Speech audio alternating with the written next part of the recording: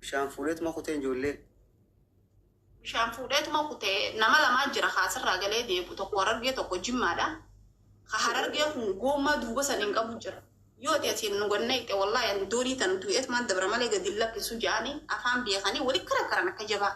Kun ka Jimmaa kun Yemanii kanaan aboo dhalaan akkana ammaana rabbiiti jee haala sadiisa kanatti hima jechuudha.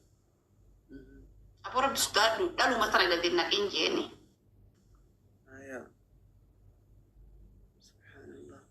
Akkasitti xiqqishoo dooniin tun osuma akkana sossooti. Bishaan keessa namni doonii harkee beeku nama beekaa dooniin tan osuma akkana sossoosu xiqqishoo ichi nuunsiise. Hoggaa ichi nuunsiisu kanallee bishaan nama rabbii baasee bo'u deema malee namni bo'utu himu tokko hin jiru. Tokko latuma kan isaa gatu taalu yaana. Subhanallah haya. An akkasitti kalaas dhalaan tun hedduu takka iyyiti an goon ol ka'ee namaan laalawan jee dooniin tun waan akkana jechuuf dachiin naan maraniif ifu qomboluuf hin deema si galte. Hayyee. Akkasitti boodarra ichi nuunsiisee ni kadhatanii osuma isaan kana karaa nuusaa sagalte. Qaallichaan poolisaan na dhufaa dhalaa fi jinniin beeku hanga diinna kanarraa buutamoo. Hajjimmaa kun motora isaa qabee jira yooti asiin gonnee hidhatillee walumaan ganna qabna jeeni yamanticha kana lubbuu qabee jiranillee. Akkasi boodara xiqqisho achi nu deebisanii Hamza jennaani Hamza maal jennaan aboo caaltu gurbaan kun bolchuuf deemaati kalaas firaadii sinaan jee silaa dhumne.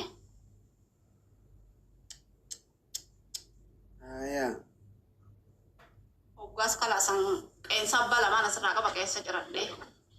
يا ربي خي سلا كتيتين جرا دي ورعزابات ورا جنتات يا ربي خي جي خلاص الرب ما قبل نملي كانوا ما يجاني وانت كني وانت كلين دبر سبحان الله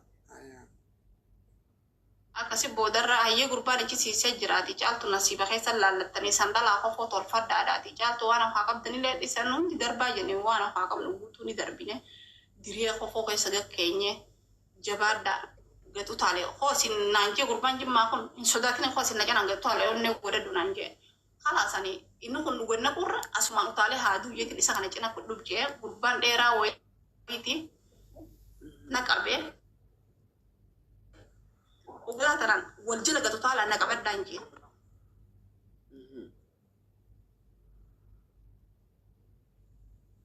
ese subhanallah sinda gatu shabaha ya mohet Cinta ganna biran bareedu jira. Akkasitti ani dhalaa nama shanin taantu inni raddisanii uggaas nu baasan alhamdulillah miila biyyeeniin kaa'ee niin salaatee uggaan an miila biyyeen akkanatti innaan rabbuma kiyyaafin suduuda beeka anuma tanaa beeje. Subhanallah. Ayaa namichi du'e ni jira. Namni maal ijoolleen dhiiraa bar xiqqishumaa fi malee dhiirtii akkuma jirtu dhumte maal taate.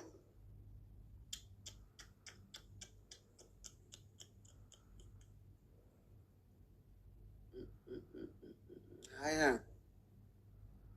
An akkasitti kalaas hedduu anillee bishaan san keessa gangaladhe garatti illee na kutee jira. Eegas garaa na dhukkubsuu eegalee hoggaa lafti bariite. Reefka kana bishaan kun fidee kafarraa darbullee ni jira hakutuun illee ni jira sii galtee. Ijoollee tana ganama reefka kana guuranii wal cina tarrisanii hamattaakaa keeshaa fuudhanii hamattaakaa hin qabnes waluma cina tarrisan.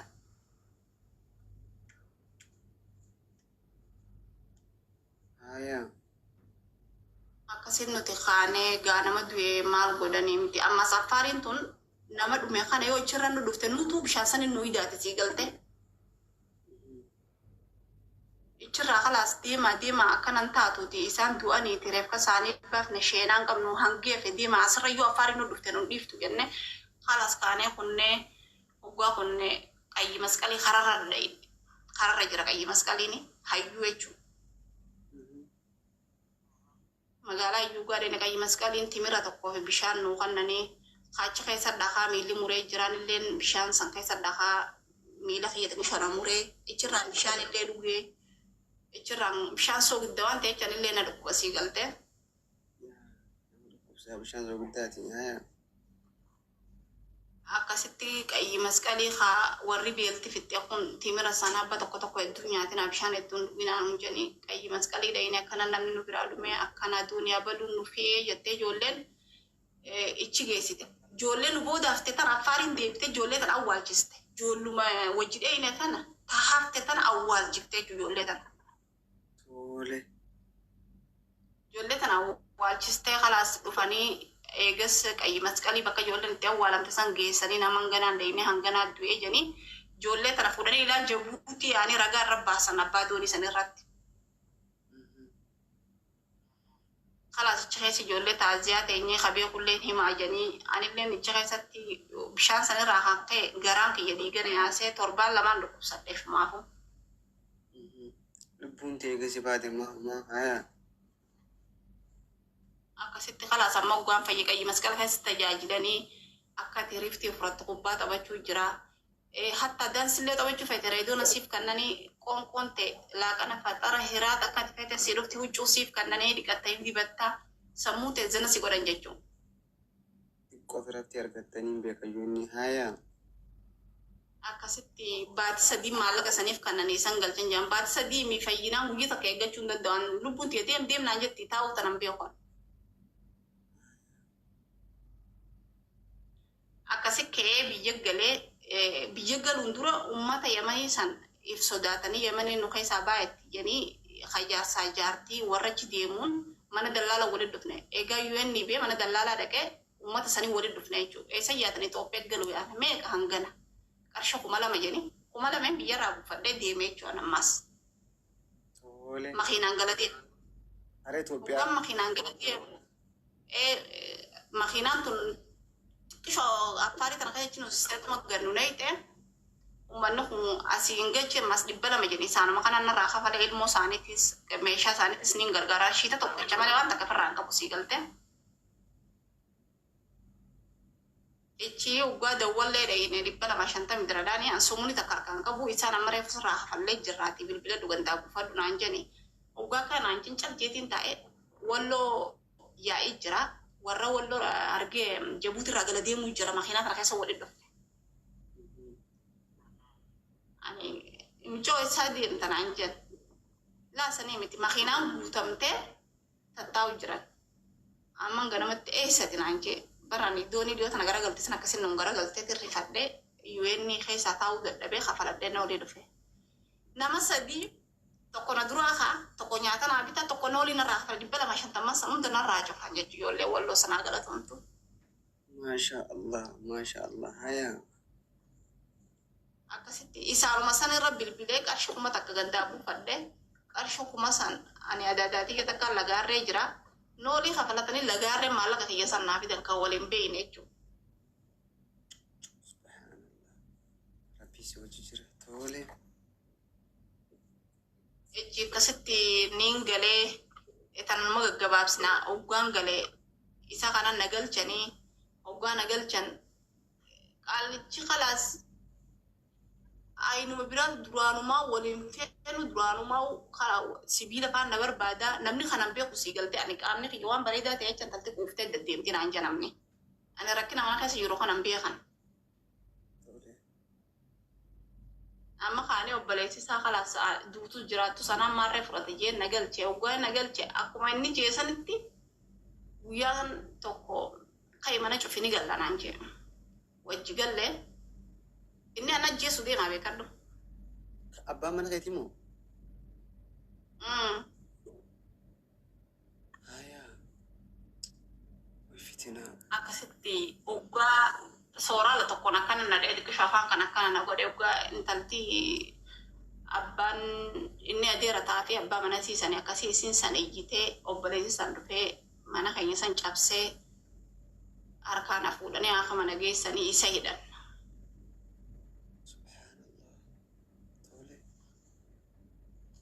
Hoggaa isa hidhanan jalaan hafne obboleessa isaa tokko jira damiina dhiiga namaatu uuma fixaa keenya tana fixuu dadhabe.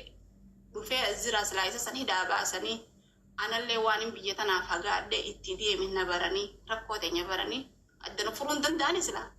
Danda'an. namuutu nuti yoo isin duute ilmaan guddifannaa maaltu nuun geeyyaniituma kanummaan damminaa kunuu ka dhufe galu seeta isa hidhadhiise. Tole. Amma maaltu darsaniin guure aareetiin firii jaa kana darsa kolkolee ta'an hin danda'u kaaniif darsa mana kiyya mana meeshaa gurguddoon qaba meeshaa kana ittiin dalagachuun qaba biyya namaa deemee doonillee naan garagalte ilmaan kiyya kana guddifachuun qaba jee darsa san guure ollumaatu dhaqee obboleessuma isaa kanan na hime obboleessaa dhaqee kantiibatti hime darsi adda fudhatan malee akkanuma darsa galgala guutuu guuraa guutte manni ashagamu jedhee bakkaatti guura darsan fidanii ashagan. Ganama dhaqeetumaan caaltu sa'ee biyya namaa keessa jirtaan mi'ee ajjecha isaa jalaa fi bishaan san jalaa warra bisi baasee mi'ee jireenya kee ifii oofadhu nama takka hin dhageenye jeetumaan lubbuu tiyyatti tasaase ka'ee qabalee dhaqee kantiibaan gallakkisiin jedhe ilmaan isaa keessatti hagalu.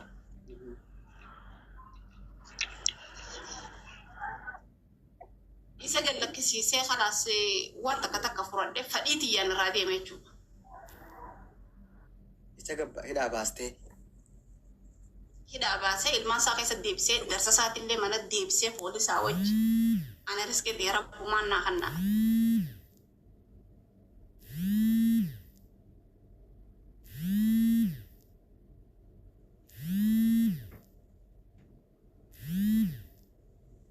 Lamada suudii dhufee suudiidha tunillee ni cite kophaatti milkaayitiin jira. Amma gabaabdumatti ilmaan kiyyaanaa garaasifachuu jira. Isa akkumatti waa godhan sanii maraachanii amma milisha jira akkanuma firraa deddeema ilmaan kiyyaanaa garaasifachuu jira naa dandaachuu jira akkas keessaa anamma masuudiin jira akka ajaa'ibatti milkaa'e akka ajaa'ibatti waa godhachuu jira godhachuuf illee niin ta'a mana raballee takka manaa maan dha'ine alhamdulillah takka hamtuu namatti iyyaanne akkasiin godhamti gaafeetti na gaafattoo qabaatte. Takkittiin olee wanni ati dabarsite baay'ee ulfaataadha. Waan tokkoon keessatti argu jira. Waan kana dirqama waa'ee nasiijoo kanatti gaaffii kana deebisuu qabda.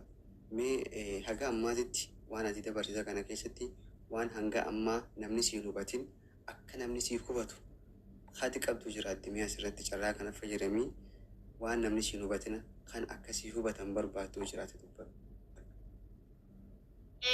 Wanni takka ta jirtu amma ijoollee xiyya isaan birallee jiraattu amma shuruufittillee jiraattu akka jennee guddisuu jiran qabeenya abbaa keetii isii fixee innillee qabeenya kiyya isii fixee isitti amaanaa kan nadhee isiin maarree godhee jira qabeenya dur obboleessaa godheef obboleessa isaa fixe hin jiru haareetti eegalee naaf inni meeshaa gidaararraatiin bichaadhaan liqii namaa fuudhuudhaan sanirraan eegalle kanaaf inni dalagan ani manni sanillee mana qabaleeti isaan adda furachuu hin danda'u.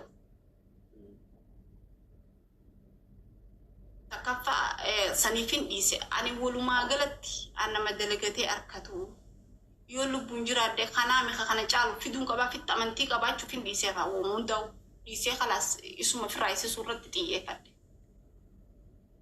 Mee gaaffii lammataa abbaa mana keetii kana akka waan inni si hubatin waan inni sun hubatin akka inni amma si dhabuu jiruutti bakka kana nan hubanne akkana ture jettee waan itti ibsachuu barbaaddu jira carraa kana fayyadamiiti ibsadhume waan inni sun hubatin kan amma hubachiisuu barbaaddu jira silaan kana hubachiise silaan kana je'ini silaa kana naa hubate jettee waan ati yaaddu.